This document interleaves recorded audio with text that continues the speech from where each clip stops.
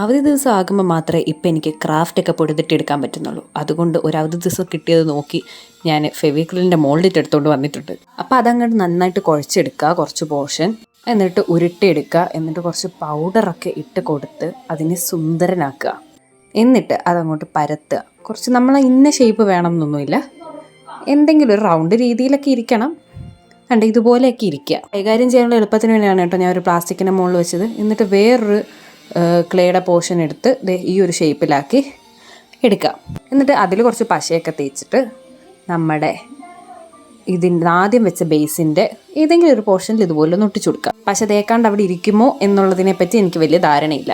എന്നിട്ട് അതിൻ്റെ സൈഡൊക്കെ ഇതുപോലെ ഒന്ന് ചുളുക്കി വെച്ച് കൊടുക്കുക. നിങ്ങൾക്ക് എന്തെങ്കിലുമൊക്കെ ഒരു ധാരണയായി കാണും. അതൊന്ന് ഉണക്കി എടുത്തിട്ടുണ്ട്. കുറച്ച് മഞ്ഞ പെയിൻ്റ് എടുക്കുക, അതിൻ്റെ നടുക്കങ്ങട് പെയിൻറ്റ് ചെയ്യുക. അതങ്ങോട്ട് കഴിഞ്ഞിട്ട് കുറച്ച് വെള്ള പെയിൻ്റ് എടുത്ത് അതിൻ്റെ ബാക്കി പോർഷനിൽ പെയിൻറ്റ് ചെയ്യുക.